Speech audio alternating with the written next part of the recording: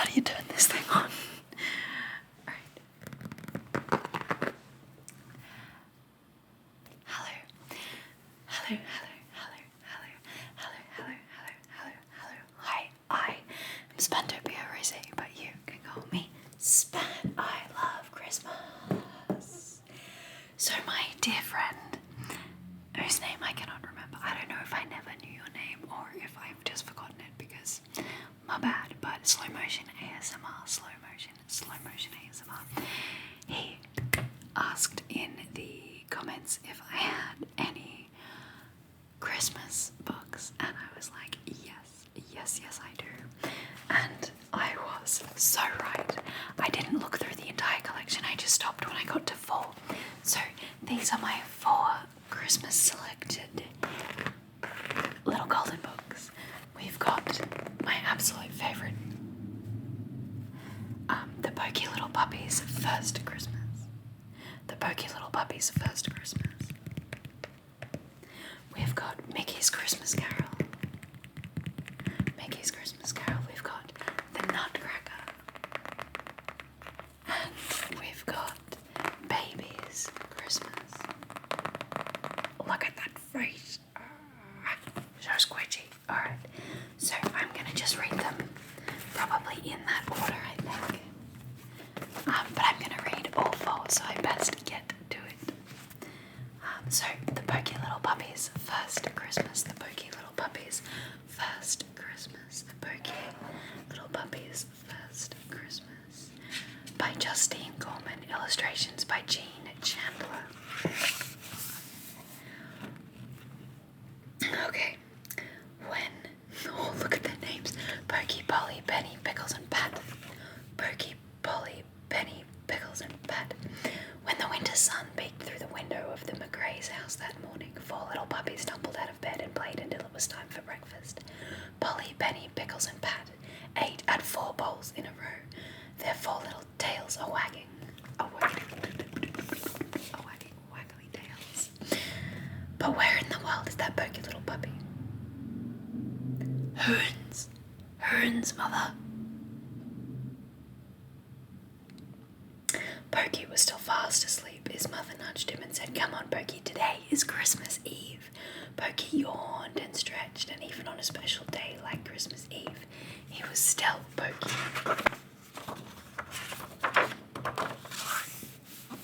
4 little puppies rode on a sled pulled by Tommy McRae. But where in the world was the pokey little puppy? He was saying goodbye to his mother.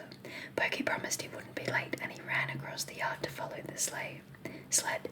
At the edge of the yard was a gate, and outside the gate was a meadow. Across the meadow was a forest, crowded with Christmas trees. The McRaes were going to the woods to find a tree. Pokey wasn't sure why the family wanted a tree, but so far he loved Christmas Eve. The snow was white and bright, and it tickled his nose. Once he was in the woods, Pokey sniffed a strange smell. He forgot about keeping up with his brothers and sisters. He even forgot to watch where he was going. Poor Pokey stumbled, slipped and slid down a deep, dark hole. "Help, help," he cried out. Wouldn't someone come to him and help him out of the slippery, slidey hole? "I'll help you," said a friendly voice. "My name is Herman." Pokey looked up to see a young skunk peering over the edge of the hole. Then Herman climbed down into the hole beside Pokey. Soon he was pushing Pokey from behind and helping him to climb up. Before long, the 2 of them were out of the hole.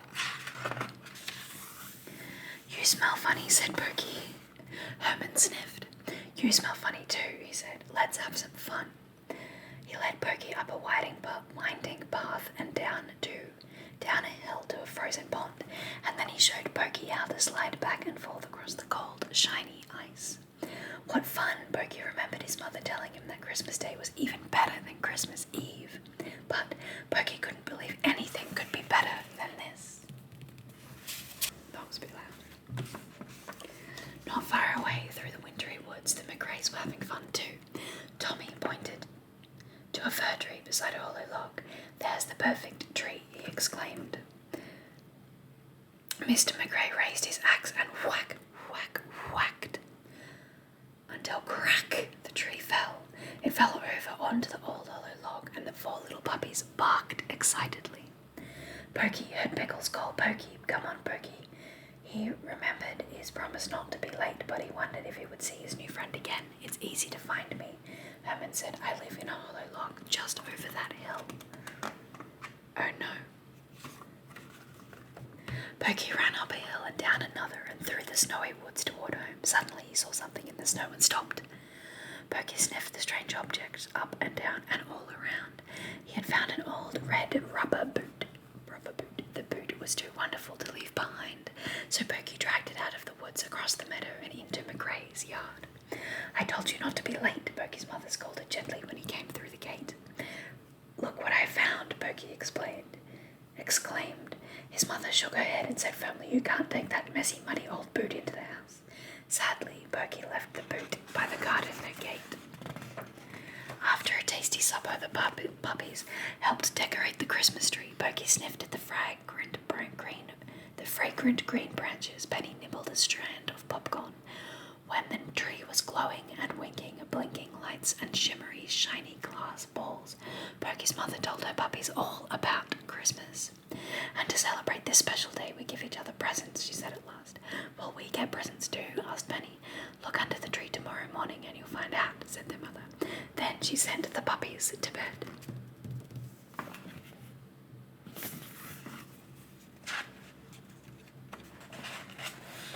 Pokey, of course, was the last to reach the cozy cushion where the puppies slept.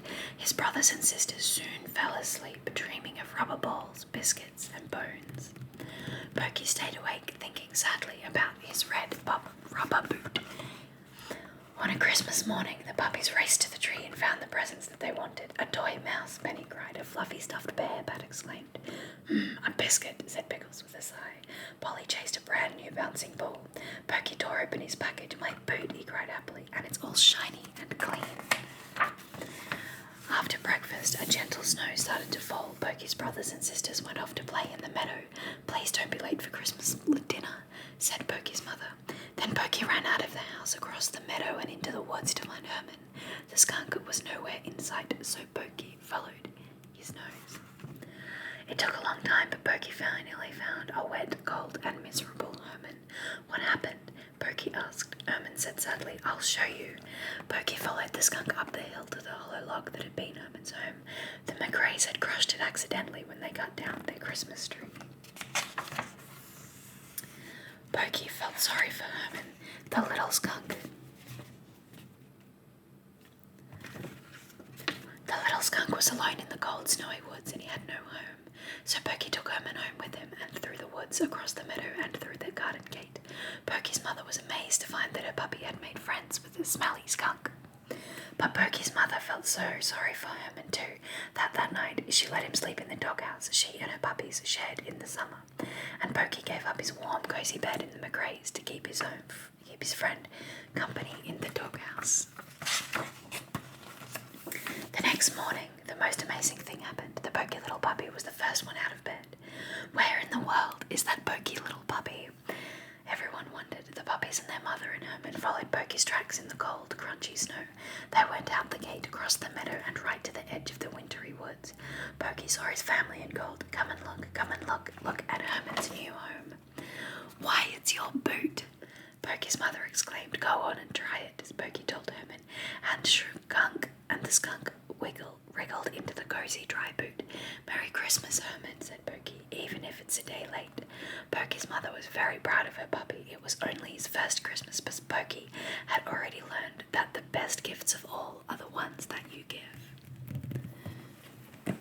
And that is the Pokey little puppy's first Christmas.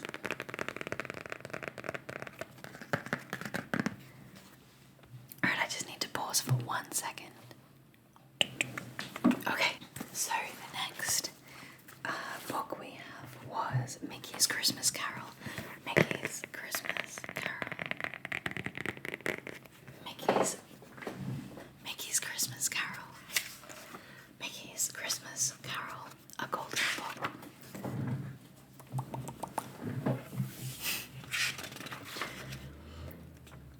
Poor Bob Cratchit. Mr. Scrooge had made him work late again, even though it was Christmas Eve.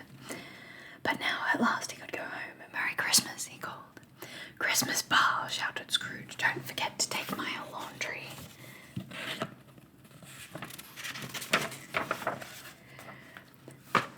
Bob lugged the laundry bag through the icy streets. He stopped once to rest, but only for a moment.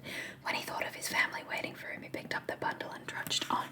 "It's Papa," cried Tiny Tim joyfully as Bob struggled through the door. "Dinner will be ready soon, dear," said Mrs. Catchett, as she put some scraps into a pan. "I wish Mr. Scrooge would pay you more. He certainly has enough money."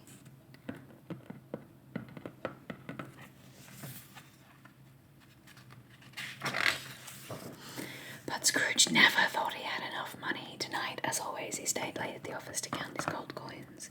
His nephew Fred opened the door. "Here's a holly wreath for you, Uncle," he said. "I've come to invite you to Christmas dinner. We're having roast goose and plum pudding and candied fruits." "And out of my way, boy," shouted Scrooge. "You know I can't eat that stuff." "Give a penny for the poor," asked a man out on the street. "Give that to the poor," cried Scrooge angrily, shoving the wreath over the man's head. "All of this Christmas fuss," muttered Scrooge. "Bah, humbug!" He thought of his old dead partner, Jacob Marley. Marley never gave anything away. He was my kind of man. Scrooge shivered. He couldn't wait to get inside his warm house. As soon as he was indoors, Scrooge sank into his favourite chair. He was just dozing off when clank, clank, clank.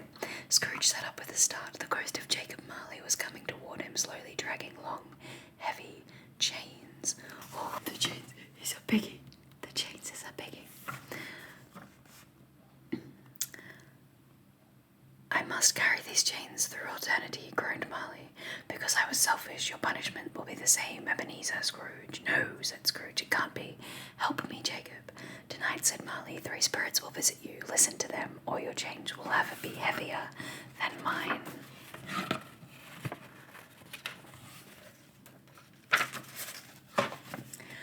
The ghost vanished. Scrooge blinked and shook his head. "I need rest," he thought.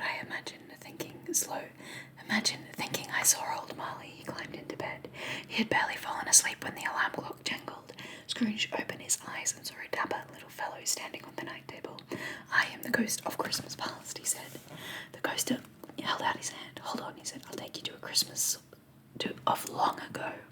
Scrooge felt himself drift towards the ceiling. "Oh, oh, oh," he shouted as they sailed out the window. "It's Jiminy Cricket. It's Jiminy Cricket." They flew across the sky and landed near a house filled with music and cheerful voices. Scrooge looked into the window. "Why, that's me," he gasped. "When I was young. And there's old Fezziwig. He gave me my first job. And there's my lovely Isabel." "See how happy you were then, Scrooge," said the ghost. "You were full of love, but then you grew greedy and lost all your friends, even dear Isabel." Scrooge turned away. "I don't want to see any more. Please, spirit, take me home." Dramatic. Ring, ring. It was the alarm clock again, and Scrooge opened his eyes. "I must have been dreaming," he said. "Fee, fi, fo, fum," boomed a voice across the room.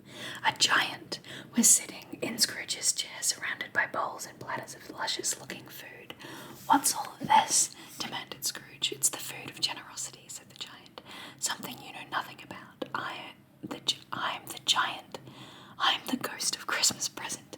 Come and see what's happening tonight." He picked up Scrooge and dropped him deep into his pocket.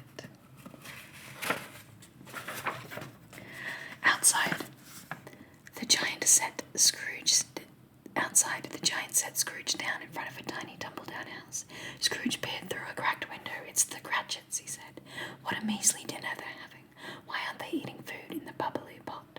"That's your laundry," said the giant. "They're boiling it to make sure it gets extra clean." "What's wrong with the lad?" asked Scrooge. "Tiny Tim is very ill," said the giant. "He needs food to grow to make him strong and well. Pay his father more so he can buy his family enough to eat." The giant's voice faded, and then he was gone.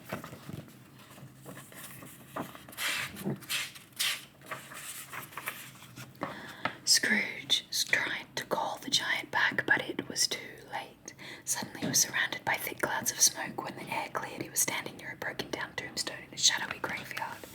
"Hello, Scrooge," said a voice behind him. "I am the ghost of Christmas future."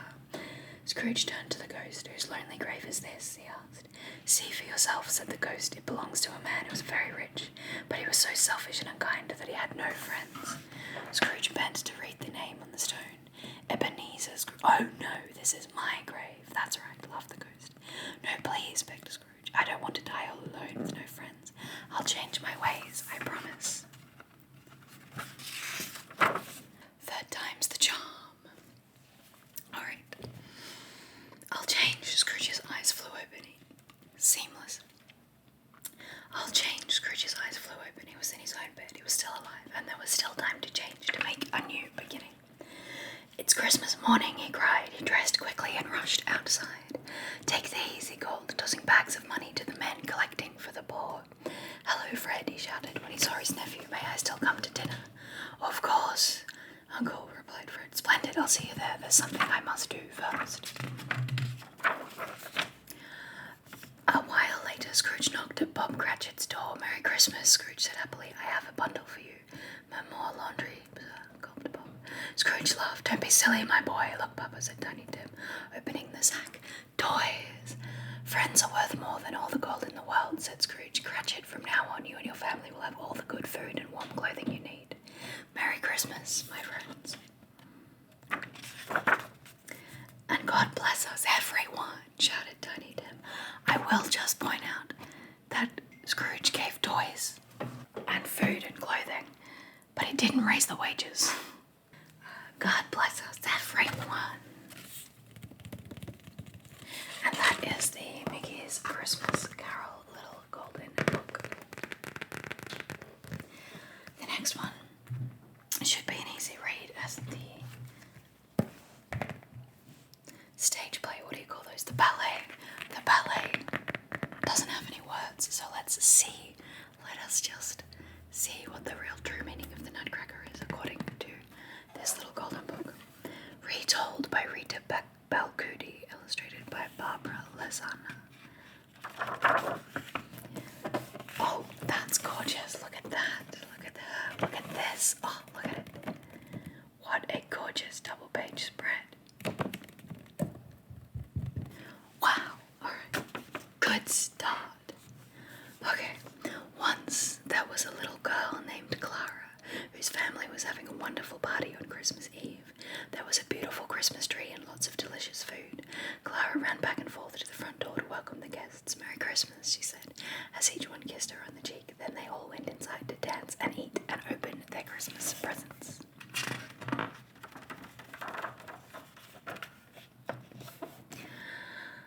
The last to arrive was Clara's godfather, Herr Drosselmeyer. All the children loved him very much because he was such a wonderful storyteller. Clara thought he could even perform magic. Merry Christmas, Clara, he said, handing her a heavy package. Merry Christmas and thank you, cried Clara, lifting a large wooden nutcracker from the wrappings. He looks like a very brave soldier, she said. And so he is, Herr Drosselmeyer replied. Herr Drosselmeyer. These pictures, I love them. Wow. Just then the musicians began to play a lively tune and all the grown-ups joined together to dance.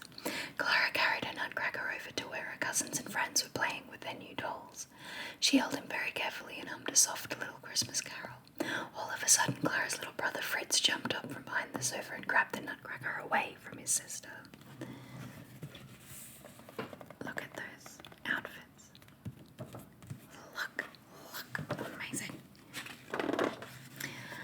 No, Fritz, no, cried Clara, chasing him. Soon all the children were running after Fritz, but the nutcracker was very heavy and Fritz was very little. The boy was a very little boy. The nutcracker crashed to the floor and broke. Sadly, Clara picked up her injured nutcracker and showed him to Herr Drosselmeyer. Why, Clara, he said, drying his handkerchief around the nutcracker's broken jaw. Many good soldiers get hurt in battle, and this will be his bandage, and you will be his nurse. And he wiped her tears away and handed the nutcracker back to her. Look how pretty this picture. Look how pretty her dress. I'm really enjoying the illustrations in this. If you hadn't noticed, it's just the perfect amount of sketchy to colour it in. Clara was a very good little nurse. She gently tucked the nutcracker into the doll's bed and she had received as a Christmas present. She stayed by his side until all the guests had But Clara could not stop thinking about her Nutcracker, so backwards downstairs she crept and lifted him from the little bed, and she curled up on the sofa and fell asleep with the Nutcracker in his arms, her arms. While Clara was sleeping, her Drosselmeyer came into the room. He quietly took the handkerchief off the Nutcracker's jaw and gently waved it over Clara and the Nutcracker. Suddenly the Nutcracker changed into a handsome prince standing guard over Clara while she slept. Boons, mother. Later that night, Clara woke up. "Oh my goodness," she cried, for tremendous mice were running all over the room. She then saw her Nutcracker, who was now a handsome prince, who was bravely fighting a mouse that was wearing a crown on its head. "Leave him alone," Clara shouted at the wicked mouse. She jumped off the sofa and pulled the mouse's long tail. The mouse became so frightened that it ran away, with all the other mice squeaking after it. "Thank you for the help," said the prince, picking up the crown which had fallen from the mouse's head. "I would like to invite you to the land of sweets so all my friends can thank you too." The prince placed the crown upon Clara's head. She is the Rat King now. And her nightgown became a beautiful dress that sparkled and shimmered. Together they stepped outside. The falling snow whisked around them in a pretty white dance, carrying them to the land of sweets. Honestly, I think that her dress was prettier before when it looked like this. I think her dress was prettier before when it looked like this than it is now when it's transformed. But that is just of my one small man's opinion. Continue. Everyone living in the land of sweets was named after delicious things to eat. When the prince and Clara arrived, he told his friends about the battle with the huge mice and how Clara had saved him. "Hooray for Clara," they all shouted. Then they carried Clara and the prince over to two beautiful candy cane chairs.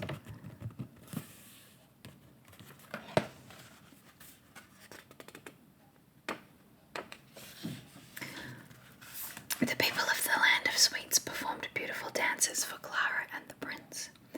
First to perform were candy canes wearing red stripes, then a dainty sugar plum fairy danced with a soldier.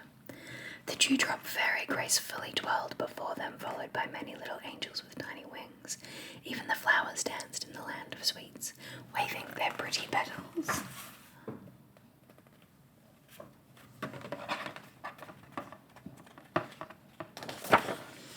Clara's favourite dancer was Mother Ginger. She wore a big wide skirt, and underneath it were 6 little children. They raced out and took each other's hands, dancing together in a circle, laughing and skipping. When their turn was over, they scrambled back under Mother Ginger's wide skirts.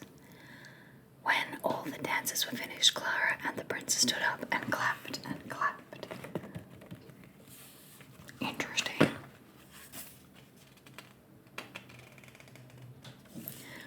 "I think it is time for us to go," the prince said, "but we will come back to the land of sweets every Christmas Eve from now on."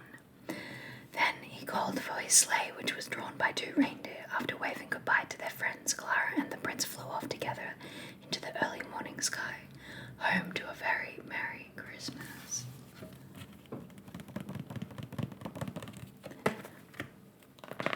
Is that the story of the Nutcracker? I think it might be.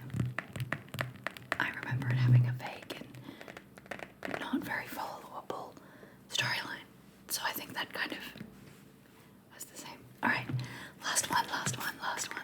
Baby's Christmas. Look at that fresh, chubby cheeks. Alright, Baby's Christmas by Esther Wilkin, revised by Diane Muldrew and illustrated by Barbara Lanza. Oh goodness, I love these images. I just have a sweet spot full of golden book images. It's Baby's first Christmas. Let's go and see what Santa has left for you under the tree. Hoons. Baby loves the Christmas tree with candy canes and twinkling lights, tiny angels of silver and gold, and coloured balls so shiny and bright. I wish I could illustrate like that. Baby, look what Santa brought. A string of beads, bright and white and blue, a rattle and a stack of blocks, and a doll that looks looks just like you. I mean, she's cuter than the dog, but they both have the same chubby cheeks. Chubby cheeks. Santa left a teddy bear and a dog with floppy ears.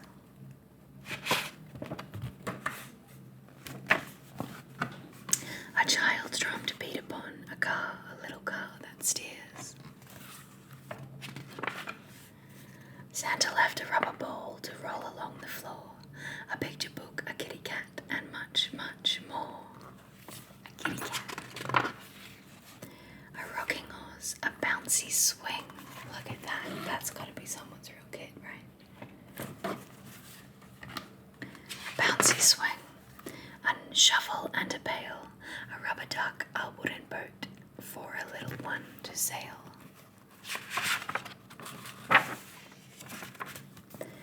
Santa left a Noah's Ark, a fire truck.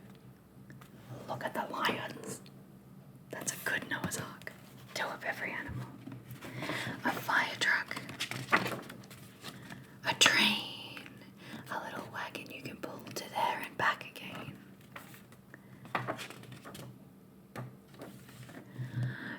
Baby, Santa has been good to you. You've played and played this whole day through.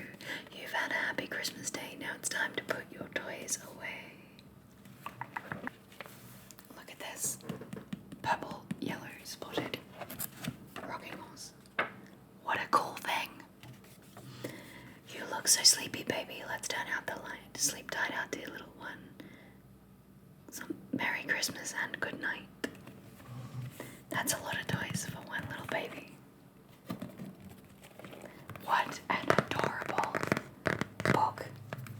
This first page with the mama and the baby and the Christmas tree.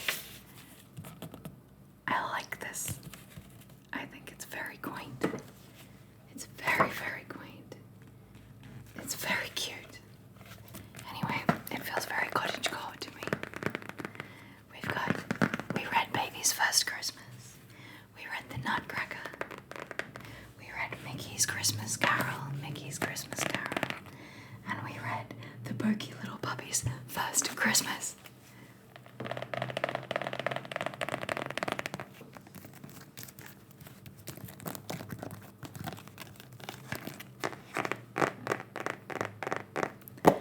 And that is the end of this story.